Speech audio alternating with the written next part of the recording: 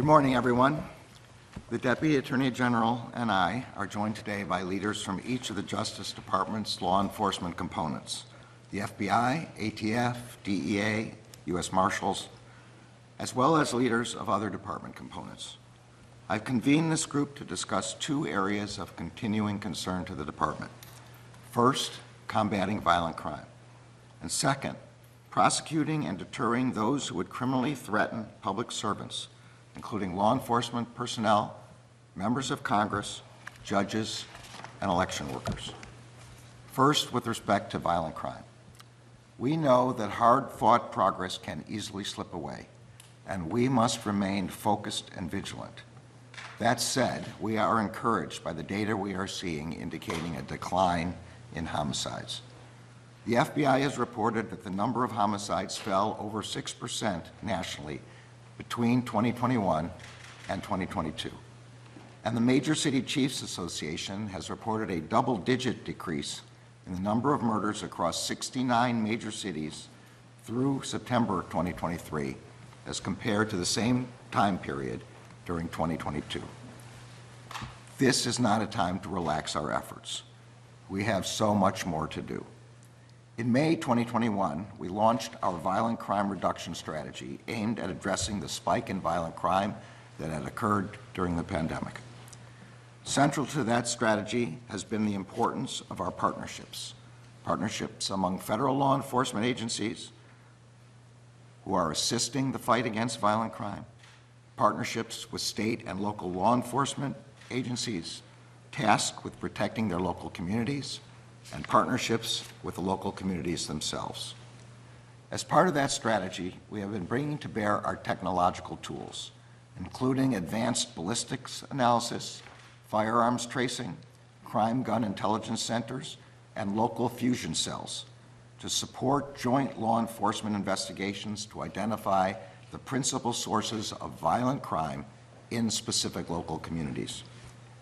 We have also been bringing to bear our federal statutes and prosecutorial tools to arrest and convict the repeat offenders and criminal organizations that are the principal drivers of violent crime.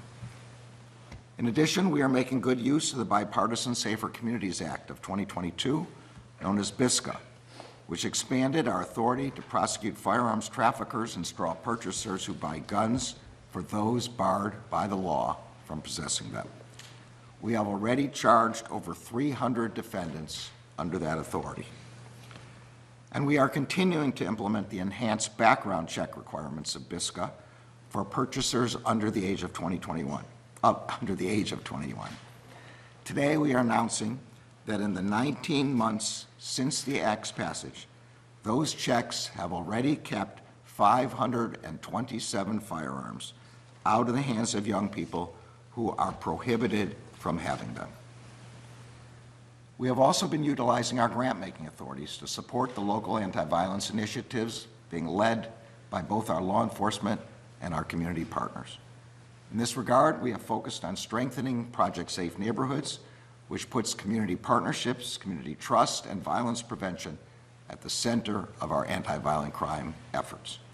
We are also funding community violence intervention initiatives that we know save lives. In light of the encouraging results we have seen in many parts of the country in 2022 and 2023, we are meeting today to build on those efforts. We will evaluate which local initiatives are working, how we can reinforce them, and how we can replicate those successful initiatives in places that have not yet seen the same improvements. One such place is Washington, D.C., and we will be sharing more about our additional efforts here very soon. As I said at the outset, we have so much more work to do. Violent crime is not just a threat to people's physical safety. It is a threat to their ability to freely go about their daily lives. Violent crime isolates people and communities. It deepens the fractures in our public life. And when it is not addressed, it can undermine people's trust in the government and in each other. This department and our state and local partners will not rest until every community in our country is safe from the scourge of violent crime. At the same time that we're seeing an encouraging downward trend in violent crime, we are also witnessing a deeply disturbing spike in threats against those who serve the public. In just the final months of 2023, the department investigated and charged individuals with making violent threats against FBI agents, federal judges, including a Supreme Court justice, presidential candidates, members of Congress, members of the military, and election workers. Just this week, several bomb threats were made against courthouses across the country. U.S. Marshal Service, FBI, and our state and local partners are aggressively investigating those bomb threats, which constitute serious offenses. And just yesterday, we arrested and charged an individual with threatening to kill a member of Congress and his children. This is just a small snapshot of a larger trend that has included threats of violence against those who administer our elections, ensure our safe travel, teach our children, report the news, represent their constituents, and keep our communities safe. These threats of violence are unacceptable. They threaten the fabric of our democracy. Over the past several years, the Justice Department has dedicated itself to combating these threats. We are meeting here today to determine how we can double down on those efforts in the new year. Before beginning our meeting, I want to take a moment to recognize that tomorrow marks the 3rd anniversary of the January 6th attack on the Capitol. For our country, January 6th was an unprecedented attack on the cornerstone of our system of government, the peaceful transfer of power from one administration to the next. For many of the law enforcement officers defending the Capitol on that day, January 6th was also dangerous, painful, and personal. On that day, officers were punched, tackled, and tased as they defended the Capitol and those inside. One officer was crushed in a door, and another was dragged down a flight of stairs.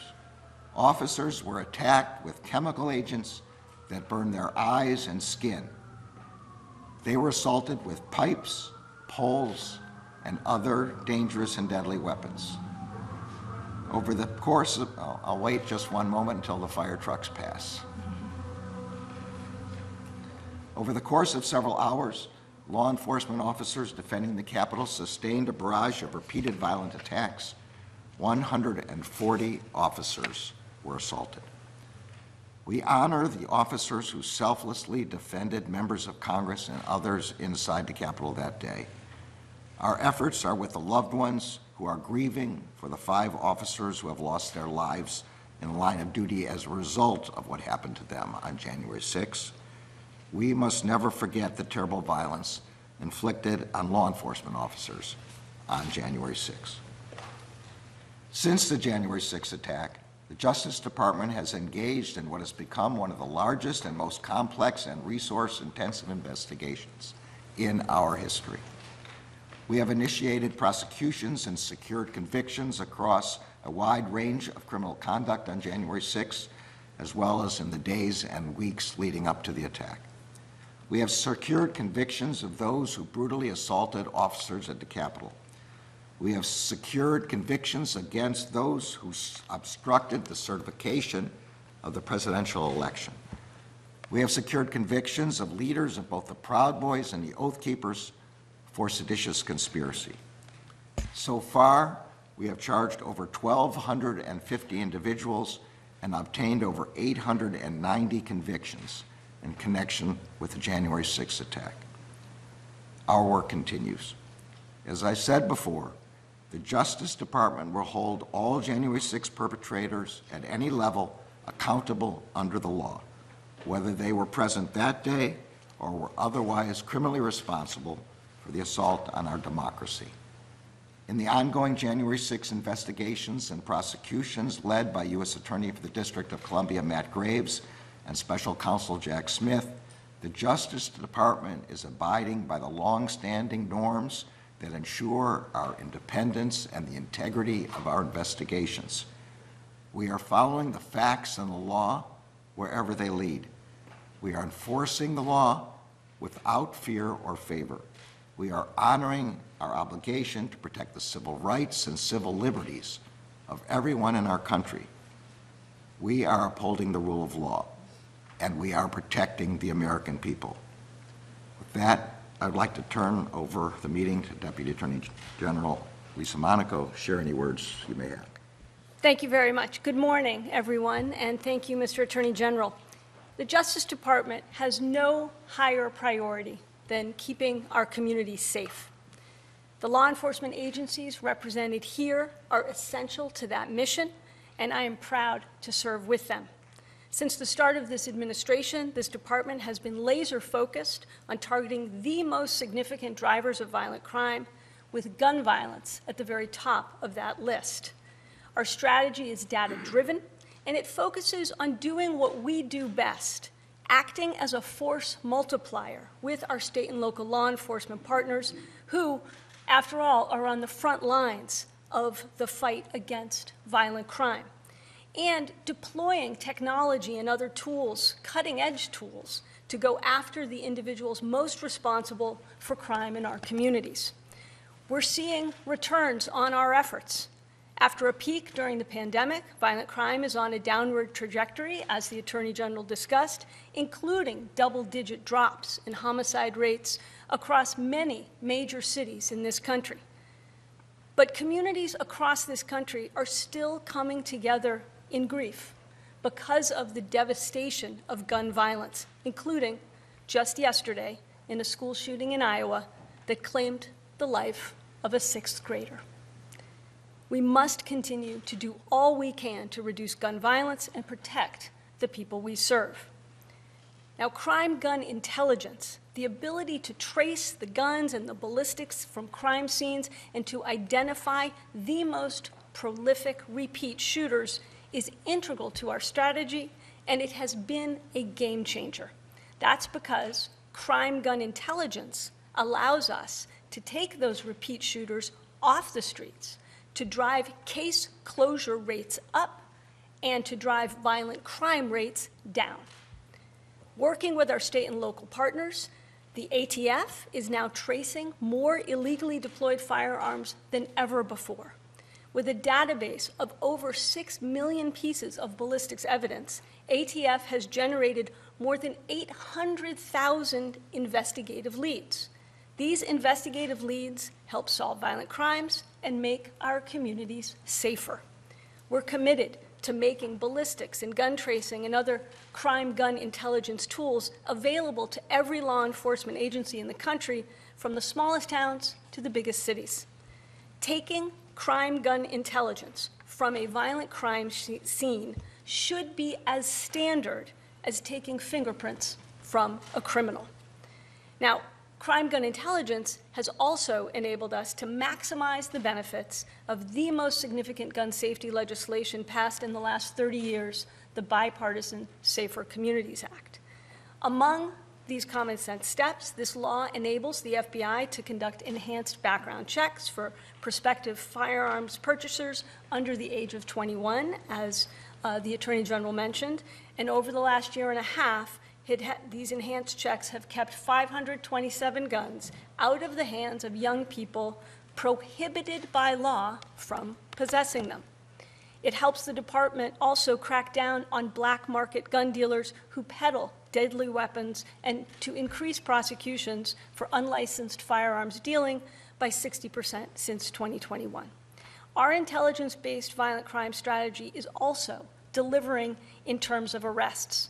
Over the last year and a half, the U.S. Marshals Service has deployed crime data to target its fugitive apprehension efforts in areas with the highest violent crime rates. And then, working with our state and local partners, they've arrested more than 6,700 of the nation's most violent fugitives, again, making our communities safer. So it's by working in tandem with our state and local partners that we can move the needle and continue this downward trajectory that we're seeing in the violent crime rates across the country. Just yesterday, our U.S. Attorney in Maryland announced that homicides in Baltimore dropped by more than 20% this past year. thanks to strategic law enforcement initiatives and to community partnerships. The City of Detroit made a similar announcement the day before, reporting that it closed 2023 with the fewest homicides on record since 1966. That's in over 45 years. The fewest homicides on records over the last 45 years, and double-digit reductions in shootings and carjackings, again, thanks to their federal, state, and local partnerships. And on the West Coast, in October, the City of Sacramento announced an 18% reduction in violent crime, including a 40% reduction in homicides. Federal law enforcement partnered closely with local authorities in Sacramento on strategies to address violent crime and gun crime in particular. So as we start this new year, the declining murder and violent crime rates are undoubtedly good news. But while the trends are broad, they are not uniform. So we cannot and we will not relent. To the contrary, we need to double down on what works. That means more joint federal, state, and local efforts to target violent criminals, more investments in putting more cops on the beat, making more cutting-edge crime gun intelligence available to as many of our partners as possible, disrupting every aspect of the violence-fueled fentanyl supply and delivery chain, stopping the spread of ghost guns and devices like Glock switches that convert firearms into weapons of war, and of course, investing in our partnerships with state, local, and tribal law enforcement agencies across the country. The strategy is paying dividends, so we need to maintain our momentum. I want to thank the men and women of our law enforcement agencies for their tireless efforts to keep the country safe, protect civil rights, and uphold the rule of law. And I'm looking forward to our discussion this morning. Great, thank you, everyone. What's the plan for this city, Washington, D.C.? You had something to say later on. Yeah, as I said, we will be announcing very soon additional steps we're going to take with respect to Washington, D.C. Thank you all. Thank you.